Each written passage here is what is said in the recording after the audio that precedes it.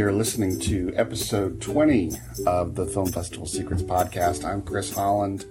We're going to take a tour of crowdfunding advice for the next few episodes, mostly because I'm in the middle of a campaign for the Atlanta Film Festival. This is our second year of fundraising for travel funds for the filmmakers who come to our festival. We figured that that's something our audience can get behind. So last year we ran a pretty successful campaign to raise funds for airfare and hotel and that sort of thing. And we're doing it again this year. If you want to check that out, that's atlantafilmfestival.com/fund, F-U-N-D. This episode, like a couple more episodes I'm going to be putting out soon, was actually recorded during last year's campaign. So you're going to hear the voice of Charles Judson, who was the artistic director at the time. And we talked to Elisabeth Holm, who is the program director, the film program director, rather, for Kickstarter, the company Kickstarter. How about that?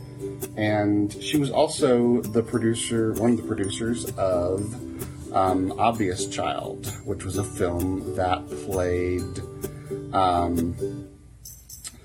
Sundance, and it also played the Atlanta Film Festival. And we thought, she would be a great person to talk to about the process of kickstarting for filmmakers, what it's like on the inside of the Kickstarter, the company, and her advice, having seen so many projects, and what filmmakers should do to maximize their chances of success, and where she sees Kickstarter and crowdfunding as a whole going in the future. So take a listen to this. Keep in mind that it's a year old, but a lot of the advice is still sound, and I hope you get as much out of it as we did.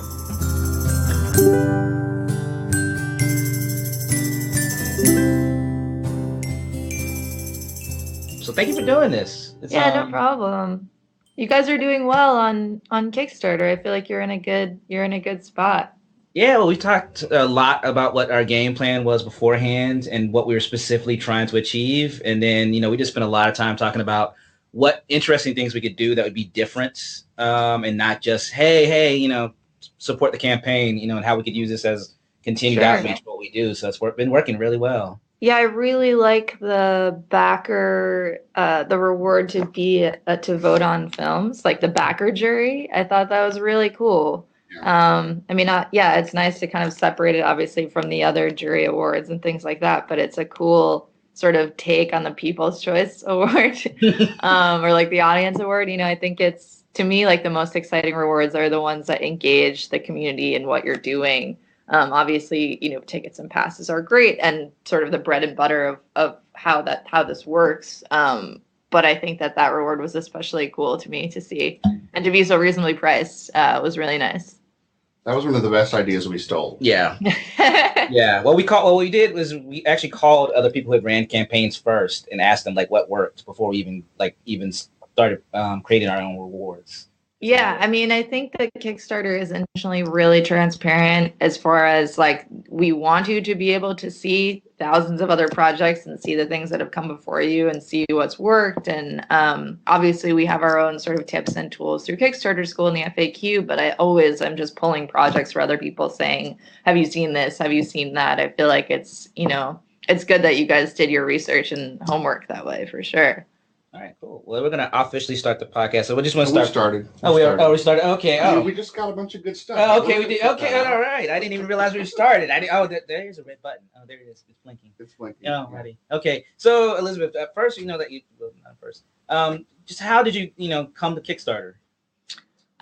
So I came to Kickstarter about 3 years ago. I was working in documentaries and raise funds for a doc I was working on that was going into a theatrical release in the spring of, I guess that was in the spring of 2010. So Kickstarter was just a year old, and I really just fell in love with the platform and felt like the whole experience of running a project was just so energizing and inspiring, and yes, we raised a bunch of funds very quickly that helped us with the release, but much more than that, I felt like we really built a community around the project, really engaged our audience, got some press, raised the profile of the film, kind of all of the things beyond funding that I didn't really expect. I was really moved by.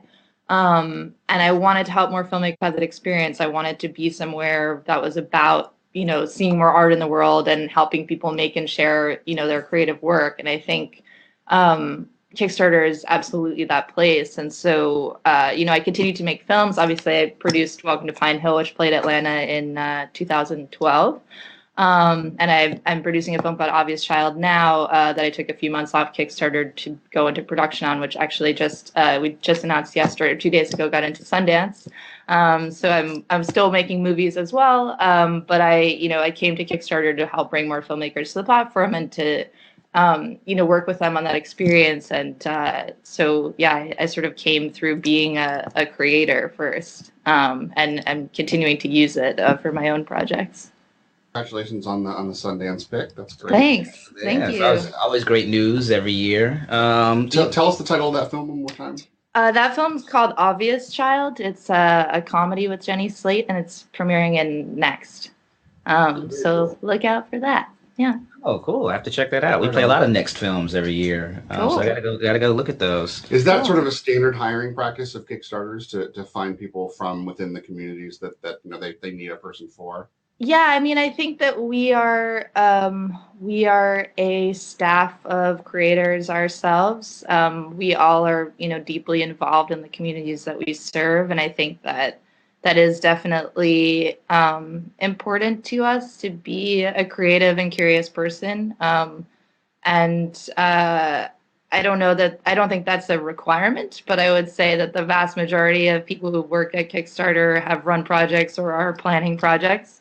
But it's, I think it's mostly just about having a real passion for creativity, and for bringing these things to life. That's definitely, the heart and soul of the company. Cool. Well, we definitely, Charles and I are obviously focused on a Kickstarter for a live event, and that's sort of important to us. So we'll be naturally inclined to head that way, but we also want to make sure we cover what works for filmmakers as well. And I think you have, some pretty good experience with that. Probably the best experience possible with that. So make sure we don't. I don't know about that. You've definitely seen enough, right? I spend a lot of time looking at Kickstarter projects. Yes. So Charles got some questions for you. I'm going to sit back and take notes and make sure that we don't skip over what filmmakers need to know too. Okay. Yeah. So, speaking, to live events, since we're doing our own campaign, have you seen a lot of live events, fundraising, not just film festivals, but other events? And are they doing really interesting things beyond just giving away tickets and passes? Yeah, certainly film is one of 13 creative categories on site. So in things like theater and dance, there's loads of performances. Obviously, we saw an opera at the Kennedy Center, I think, last summer. We've seen some really incredible, whether it's a festival or a conference or a one-off performance or event. We see a lot of that, and they're definitely some of the coolest projects on site. There's obviously, as you say, the bread and butter of like selling a ticket or a pass, or maybe it's a membership or something like that. But yeah, I think the rewards where people find ways to engage the community in what they're doing, or maybe not even in the rewards, but using things like project updates and messages to have conversations with the community to find out, what the community is interested in seeing or being a part of. I think that's really where kind of the creativity lies, is inviting the community in to participate in the process of making the thing, or on the day of. I think those are some of the best projects on Kickstarter for sure. And for those live events, is it size dependent? Is it more like Kennedy Center have, places like that have a huge staff so they can, do the social media campaign and do everything else? But have you seen much of a difference in success between large organizations as opposed to somebody where it's maybe just, 3 people in an office running a small little theater? Yeah, we've seen over 50,000 projects on Kickstarter. The vast majority of them raise around 10,000. So most projects are pretty small. I even look at sort of all of the movie theaters that have run, effectively like go digital or go dark campaigns over the last couple of years, like the independent cinemas around the country. And some of them are, a super small 100-seat theater in Chicago. Others are, bigger, several hundred or 1,000 in LA. It's really, there's a really broad range of stuff on Kickstarter. And I think whether you're 3 people or in an office or at the Kennedy Center, it's the same sort of platform and process, and find the way to connect with your community through the tool. Can you give a little context around the go digital or go dark concept? Yeah, I guess that's a little bit less event specific, but as I'm sure you guys know, independent theaters all around the country had to update to play DCPs. And so a lot of theaters that were, leaving 35 millimeter print and going digital ran Kickstarter projects for sort of a variety of theater restorations and upgrades. We saw, Cine Family in LA, the Roxy in San Francisco, the Ragtag Cinema in Columbia, Missouri, where True False is. We've seen dozens of these. I actually was doing a talk at an art house convergence conference, like a satellite conference in upstate New York over the summer.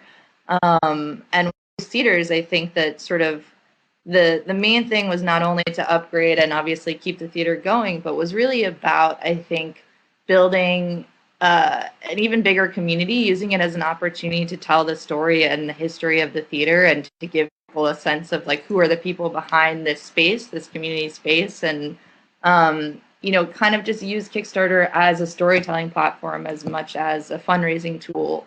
And so I think a lot of people found new members and found new relationships, with people in their community that they had never really talked to face before. So I think that those are actually some of my favorite film projects on Kickstarter are the independent theaters that have done that in the last couple of years. I think those have been some of the coolest ones. If you get a chance to watch the Ragtag Cinema project video, it's like a beautiful, almost silent short film. It's awesome. So how important would you say is that about telling story? Because I know for us, that was actually one of the things I talked about when we were talking about our Kickstarter campaign, to bring artists to Atlanta. That, in the past, we've done the email campaigns where you'd like, give us money, but there's nothing really that explains people not only what we do, but kind of does it on an emotional level. And for us, that was a huge, important part of our campaign that we really want to make sure it was part of it, that we were really telling a story. And it was a very specific story. It was really about how bringing artists to Atlanta engages audiences, but also really helps filmmakers. So I think for, crowdfunding, how important do you think that is, and how people learning that process about telling more, telling their story?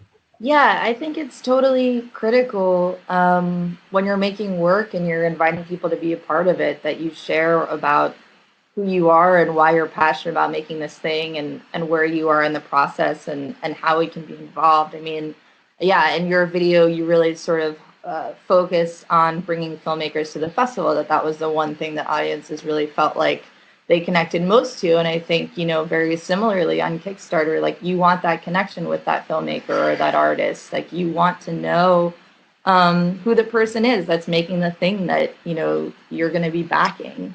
So I think that there are certainly a lot of creative ways that people have communicated, who they are in their work. It's not always a direct to camera pitch. It could be a stop motion animation or through cards, or there's one video where a guy basically uses a stuffed animal and his dog to substitute for himself. But any way that you can kind of, give us some sense of your personality and your connection to the thing that you're making, I think that that's definitely critical. The story behind the story is totally paramount. Yeah, I would say that a good example of that is there's one project I saw on there called Forever Fest, a celebration of early pop culture. And they say that the way they describe it is finally a festival of fans of female-centric films, books, and TV to come together and celebrate their obsessions about shame. It was in Austin, and the awards they had weren't really that radically different. There are T-shirts and passes, but they made their goal, and I think it was less about the rewards and more that for people who really wanted that type of experience, this is what engaged them. So I think how much would you say just that, especially for live events, but even anything else, it's about the experience that you have to get across. as a key part, not so much to focus on rewards. Yeah, I mean, Kickstarter I back this thing because I like or believe in this thing or this project and I want to see it happen. So certainly for an event, like you back an event that you want to go to. I mean, I think it's a fairly sort of direct exchange. So I think that in general, backing is about that kind of mix between like patronage and commerce. I think it is about wanting to support something, but also wanting to participate in something and have that experience. So definitely. I want to follow up on that and ask if you've noticed if on average, campaign creators are getting better at telling that story. Because I mean, we're in what, year 3, 4 of Kickstarter or longer? We're coming up on 5 in April, yeah. Yeah. And so I wonder if people are starting to get it, or if we're seeing, I mean, one of the issues we face as a festival is that, up to 80% of the people who are submitting to us are first-time filmmakers, and the turnover is huge. So, we see maybe a very, very small percentage of the people who do what they do and show us their work getting better because they do one, they find out it's hard and they're not good at it, and they figure they'll never get good at it and they quit. Are people understanding Kickstarter better and how campaigns work better, or is it a lot of like rookie campaigns? Yeah, I think that I think it's a mix of both. I mean, Kickstarter, I think, is a very universal tool, whether you are a first timer or a veteran who's run multiple projects. I think obviously if you've run a project before, you have the vast wealth of experience of doing it, and the same way when you're making your second or third film, there are just things that you continue to learn. But certainly as far as kind of overall public consciousness of what this thing is and how it works and why it's cool. I mean, at this point, we've seen over 5 million people back a Kickstarter project. We've seen over 1.5 million back more than one. I think I want to say we've seen about 100,000 or something like that back 10 or more, but don't quote in the podcast where you're quoting me on everything. I think that for sure there is more, and with every Kickstarter project, there's going to be more and more information and resources on the site of past projects to look at as an example, sort of as we were chatting about at the very beginning of the call. So I think there's more and more out there to look at and to get a sense of what's working. But yeah, I think, there's always going to be a huge swath of people for whom this is their first time. But the repeat creator community is certainly growing as well. So I think, it will always be a mix of this is someone's first experience, and at the same time, there's certainly a growing, sense of Kickstarter out in the world, and people getting better and better at how to have a conversation about their work and share it with the community and bring it to life through the site. I definitely noticed the overall quality of campaigns going up. I've backed, I guess, 50 campaigns at this point. Cool. And yeah, I don't know whether it's because people understand what makes a successful Kickstarter campaign, or it's kind of hard to tell who the repeaters are because they'll start a new account for each project sometimes, depending on who. Yeah, which I wouldn't recommend. I mean, I think it's important that you show your history. Like, I've backed 550 Kickstarter projects, and I think it's always exciting to me when I see creators who, your name, it says like first created, 10 backed or something. And I think it's cool to be able to see, like, if you're running a Kickstarter project that you've backed 50. I would recommend like always doing it with the same account if you can. I think it's nice to see someone's history. Sorry, I totally interrupted you. No, that's fine. Actually, that was kind of going where I was going. We specifically, when we started our campaign, we took Charles's personal account and converted it to a company account because we wanted that history. We wanted to show that this was a thing we were already engaged in before we started a project. Sure. I also think it really helps, obviously with your future projects. The example I like to use is Studio Neat. They made the Glyph iPhone, stand / tripod mount / whatever. And they come out with new projects all the time that, well, not all the time, but often enough that, and maybe they don't have anything to do with iPhones or whatever, but they have people who are interested in them and their projects, and they're always something cool and not that expensive. And anyway, that's a lot of history to say. They've built an audience, and that audience Sure. is interested in them and what they do, not necessarily the ice cube tray for for scotch that they've made or whatever it is. Yeah, I think that that's definitely true. I mean, I've backed projects. The main reason that I back Kickstarter projects beyond getting the rewards and just being a part of it is I really like getting project updates to sort of keep track of what's going on with all these things out in the world. So, of course, with the Sundance announcements going around, I got, a ton of project updates from films that I had backed a couple years ago, announcing that they were finishing in time and premiering at the Sundance Film Festival. And then I got some from other projects where it was not, the Kickstarter was not for that specific film, but they were a Kickstarter creator and wanted to share with the community that, backed their last project, like this is what they're doing now. And this one was going to the festival. So definitely, I think it's a space to build audience for yourself as a creator, beyond that one specific project. I think it is just a way to have a direct conversation with people who, care about you and your work, definitely. So one question I just want to ask is this a number you can share, like about how many projects are making are repeat projects, that they're coming back and doing another Kickstarter campaign? Yeah, I have to check with Justin. I don't know the repeat creator numbers offhand, but it's pretty high actually, and certainly growing. But I'll have to check. I'll shoot you an email after the.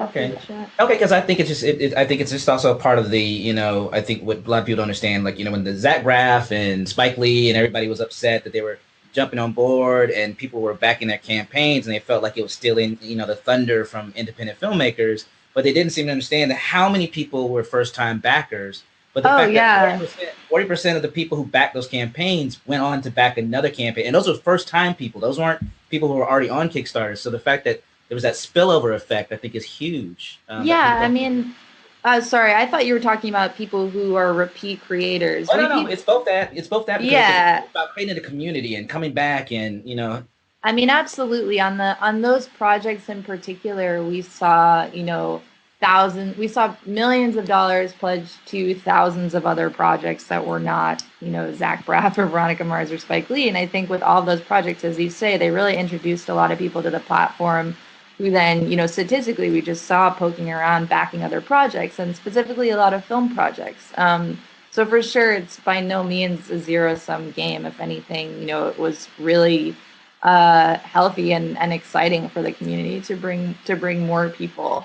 And we have seen kind of that sort of rising tide for sure.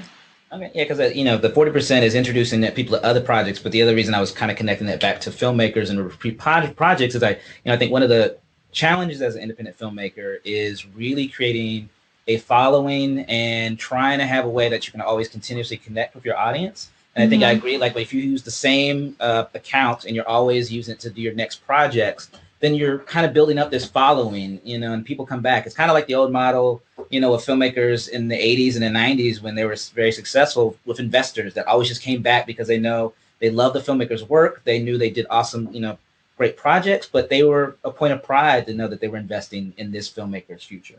Yeah, sorry, go ahead. Well, I was going to say I wasn't going to bring this up, but you did, and that's Veronica Mars.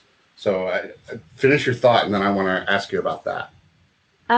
What was I going to say? That I think what is especially exciting about the community, the audience that you connect with on Kickstarter, they're not investors. This is not equity. It's not about backing something because you anticipate some significant ROI. I mean, it's not that kind of thing. It's like, I believe in this. I like it. I want to see it happen. So they're really, the backing comes from, a different place. That's not to say that some projects aren't going to be financially successful. I mean, we've seen about 200 films have really significant theatrical release. These are films that are getting picked up by IFC or Radius or Oscilloscope or Magnolia or Focus. And, it's not to say that these films aren't financially viable, but it's more just like that's not the motivating factor. But I think that with your backer community. I mean, one thing that like a guy like Gary Huswit, for example, who's an incredible filmmaker, as well as, someone who's really spent a long time, really building and connecting with his audience, is like he sees that community not just as a community to talk to and promote his work to. On the contrary, I think he really spends a lot of time asking them questions, using them as a resource and a tool, and learning from them, because his audience, is interested in all the same things that he's interested in. Do you guys know him? He makes a lot of films about design, like he made Helvetica and Objectified and Urbanized. Very well. I saw Helvetica at the South by when it premiered.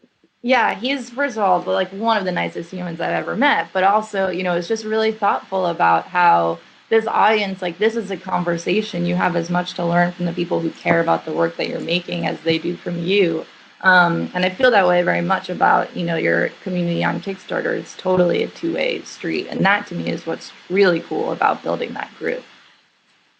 You mentioned films that have done well at the box office. How closely are you guys sort of tracking the post-campaign success and profitability of the things that originate with your system? I mean, I think that success and profitability are, not mutually exclusive, but I definitely think as a filmmaker myself, there's 10 different ways to define success. For me, it's like I want the film to be beloved by audiences and get good reviews and maybe win some festival awards. And most of all, I want the opportunity to make another movie. So I don't know if the films I make are going to be like super box office successes, but they'll be successes to me. I think Kickstarter, we're certainly not like obsessing over box office mojo or anything like that. It doesn't really matter to us if a film does well commercially, even though I think it's really exciting for those filmmakers. But I spend a lot of my day kind of just seeing where these movies are out in the world, like knowing what festivals they're playing at, knowing when they're playing in New York. We spend a lot of time, I don't know if you check out our editorial, like our Facebook, our Twitter, our Tumblr. These are places where we really like to highlight like Kickstarter projects, sort of in the wild. Or actually, you backed 50-something projects, so you probably get our new newsletter called Happening. Have you been getting those emails? I get a lot of emails from you guys. I don't know that I specifically... Oh, it's so cool. So we just started this thing called Happening, which if you back 10 or more Kickstarter projects and you're kind of a super user, you'll get it. And it's really, links about arts and culture. Some of them have nothing to do with Kickstarter. They're just cool things that we're reading, this New Yorker piece or some other like interview with Spike Jonze that we think is an interesting conversation about creativity. And then some of them are just, about Kickstarter projects that are long since, funding ended, are out in the world and doing interesting things. So for sure, I think we care a lot about how these projects are faring out in the world. But I think the commercial success is sort of less interesting to me than, does an audience connect to this? Do people care about this? Is this having a cultural impact? That kind of thing. Yeah, I didn't mean to imply that box office was the only thing you care about, but I mean, you knew that number, right? You knew how you had like 200 projects that had gotten to some level of success. That I know about. I think there's probably even more than that, but I'm only one human lady. Well, so my follow-up question to that was, what are the other metrics that you track? I mean, there's sort of the soft, squishy, are they connecting with an audience, but do you have things that you look for? Or are there sort of like hallmarks of a film that you consider to be success hallmarks? That's a good question. I don't know. Not really. I mean, I don't think you said soft and squishy, like those were bad things. I mean, I think ultimately if Kickstarter is, yeah, I think Kickstarter was founded on the principles of seeing more art in the world. So I think that those are sort of the metrics that we're looking for. Like, is stuff getting made and seen and shared? Are people connecting with work? Like, that is why we exist. So I can't imagine, if there are metrics beyond that. I have not been made aware of them. That's kind of where, we are certainly cheerleaders for all these projects out in the world, but first and foremost, we're always about just like making sure things are getting, created and shared. Sorry, that's a non-answer to your question, or a very hippie-ish answer to your question. Actually, that's an excellent answer to our question. I think, filmmakers like to see the human face of anything, particularly if that thing, whether it's a company or a festival or whatever, is doing well. I think it's one of the reasons that Sundance maintains its desirability despite the fact that they're huge. It's because everybody knows who Trevor Groth is, and they have this Sundance Artists thing where they take care of the people who played their festival 10 years ago. So maintaining that human face and being interested in more than just the numbers, as interesting as the numbers are and as easy as they are to obsess over, that's an important thing, and I think very comforting to filmmakers who are starting out. Yeah, I mean, that kind of is our ethos, on our Facebook page and social media. Like one of the things I've started doing recently, especially once I realized our audience was kind of hungry for it, is just putting up very, quotes about writing and movie making and imagination and creativity. It's amazing how much those go viral. I remember a couple of years ago when who the lady that played Mrs. Landingham on West Wing, Catherine Houston. When she died, somebody made this great graphic that explained her story about how she started acting really late in life, and and her path, and it's just very inspirational. I think that got shared like almost 2,000 times on our Facebook page, which is incredible. But we've never had anything. I still don't have anything that's been shared that many times. Okay, I'm going to try and put a link to that in the show. Yeah, I got. I'm trying to find it. I've been trying to find it, but I think it really is. It's about sharing these things that inspire you, and that when people see that, they connect with you on a level where it's more than just, hey, come buy tickets. Because I personally, also, I'm not a big fan of that. It's hard to write. I'll also say that as communications director, it's hard for me to write buy more tickets, but it's easier for me to write, hey, this is what the cool thing we're doing and why I think it's cool. You just went back 3 times, Charles. Yes, I did. I went back to community. So, but one thing I wanted to ask, that kind of was about the connections is it's interesting you guys do things like, the Kickstarter arcade where, you bring all these projects that have been creating arcade games that were, and funded in whole or in part, through Kickstarter, and bringing these people together, and just even looking at the comments. Like one of the last comments is somebody not only came and had a good time, but they wind up buying 2 games because they love playing them so much. And so, like, what are the roles that you guys, that you've done these type of events, bringing project creators together with the community? Like, what role does that play for you guys? Yeah, it's definitely it's probably my favorite thing that I got to be a part of at Kickstarter. I mean, I don't know if you guys are familiar, but we had our 3rd annual Kickstarter Film Fest this summer.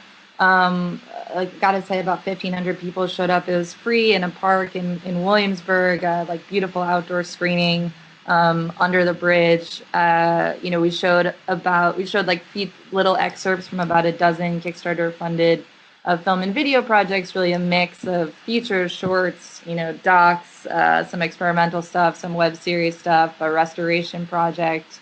And there was also Kickstarter funded food, some musical performances. It was really just like a really beautiful, fun night where creators and backers and just general public who walked by came out to watch this stuff. And I think for us, like seeing these things out in the world, being excited about them, being able to, help continue to share them with a bigger community is totally, something that we want to do and something that we love doing. And so I'm already starting to, plan Kickstarter Film Fest next year. Obviously, Kickstarter Arcade at PAX is a similar event. I think that the Kickstarter, we talk a lot about the Kickstarter community, but sometimes it's hard for people to see because we're a website. But we know there are these, 5 million people out there who back these projects and the 50,000 projects that have reached their goal. I mean, these are real people. And I think it's really awesome for us when we have the opportunity to throw these events where people come out and just, human to human connect to each other and to the work. That's like my favorite thing about what I get to do here. So are you good to go for a few more minutes? I think we said half an hour, but obviously there's still stuff to talk about. So yeah, I have about 5 minutes if you have one or two last ones, and then I do have to jump off, unfortunately. Okay, that's not a problem. We'll triage here real quick, and actually we've only got 2 questions left. Did you want to ask about our Kickstarter in particular, or just go for those? Yeah, I would say let's. I mean, I guess we have other questions. Let's hit those. All right, Charles got 2 more questions, and then I have one very short question at the end, and then we'll be okay. Back. Okay. One of the things I think that I would like to know is, have you seen film festivals? Like besides just fundraising, what things have you kind of seen that they've been using the platform in innovative ways or connecting with it. Because I know, Sundance with their artist services has someone that kind of helps with people that, and on the minimum level, a lot more film festivals are including in their emails and their blog posts about, their alums and trying to help publicize it. But have you seen anything else that's been interesting that people have been doing with Kickstarter? Yeah, I mean, I think that whether it's festivals or film societies, some of my favorite projects are the film restoration projects, like a lot of restoring old prints or going back and looking for never before seen footage, or like this past year, Portrait of Jason. Do you guys know that film?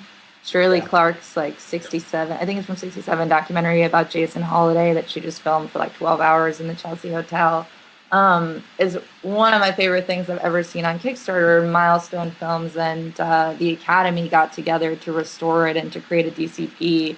And the film was playing, rep theaters all around the country this last year. We actually showed like 10 minutes of it in the Kickstarter Film Fest. I think that that's really cool to see, the cinephile community and the film history community embrace Kickstarter and use this resource that I think, at first glance is a totally a digital tool, but kind of trying to, revive and save and share the analog through our digital tool is really cool to me. And those are definitely some of my favorite projects for sure.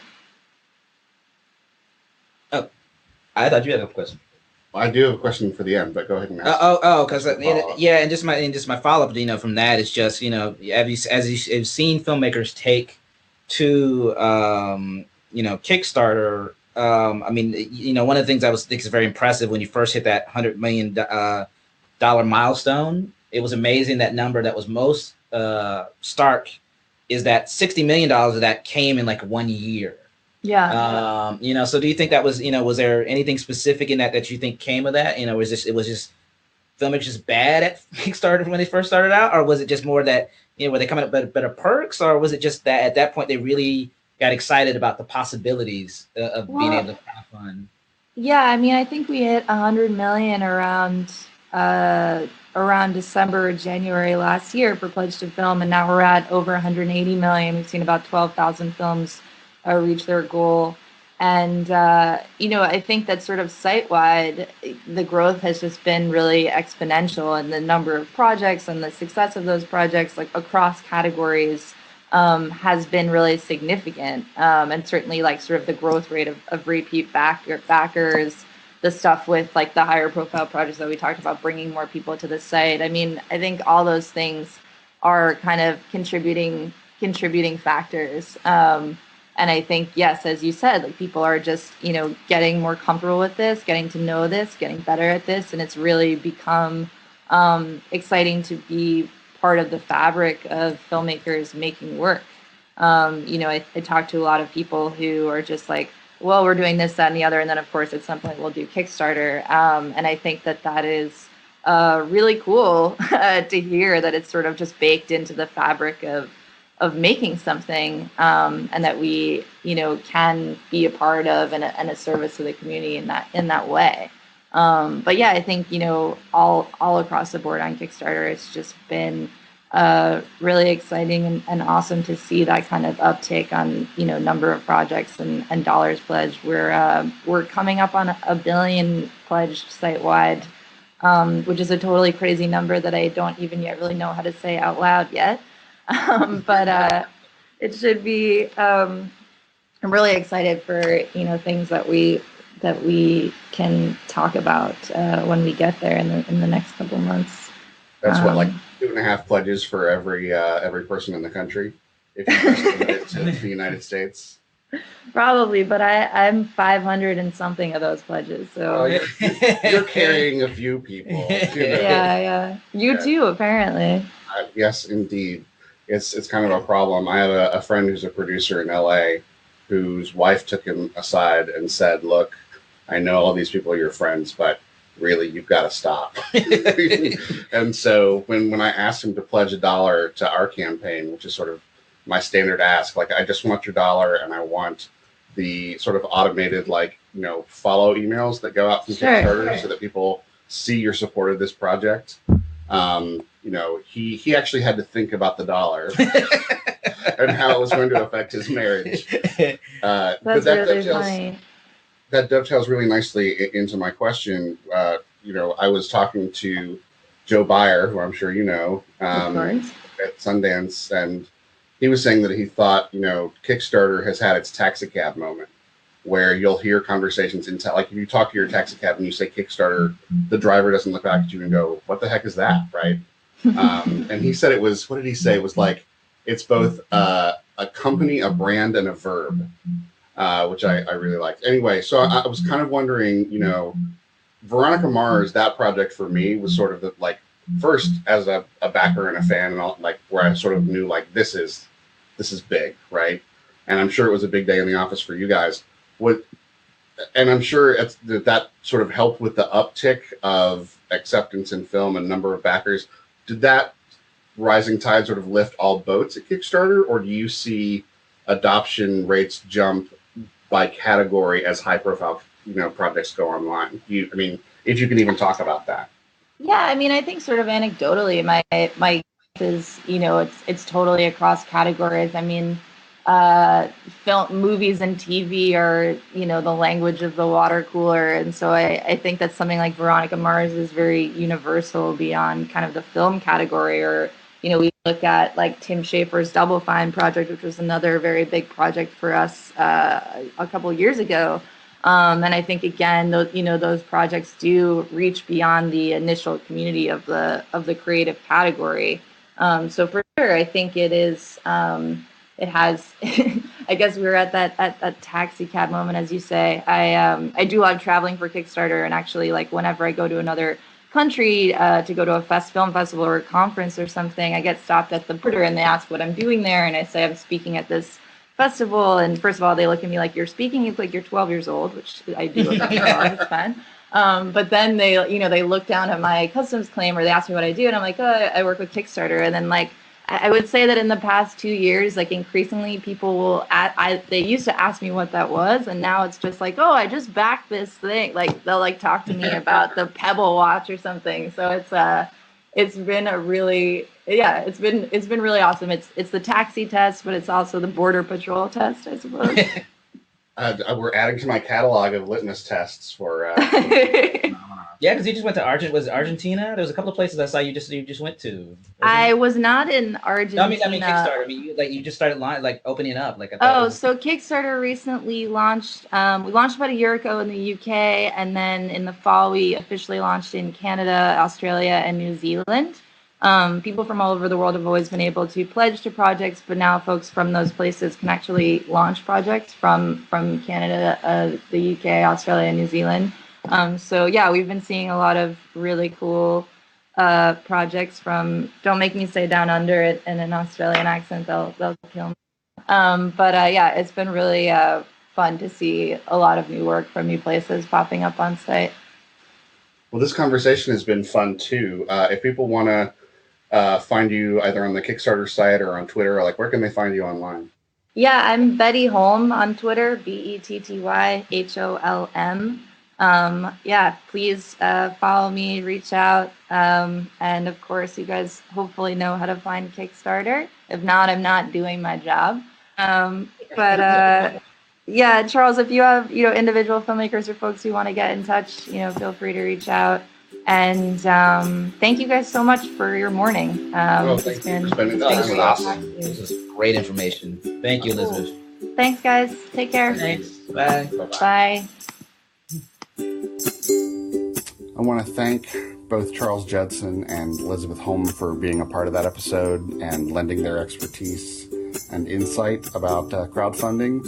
I hope you guys found that as interesting and informative as I did. You can find the current Atlanta Film Festival crowdfunding campaign at atlantafilmfestival.com/fund, F-U-N-D. And you can find my site at filmfestivalsecrets.com. I'm on Twitter at FFSecrets, and you can subscribe to this podcast at filmfestivalsecrets.com/podcast. or search for it in iTunes or on your favorite podcast directory. And if you liked the show, please leave a review in iTunes. That really helps people find me. If you didn't like the show, don't bother. That's okay. I understand. Thanks for listening, guys, and I'll see you next time.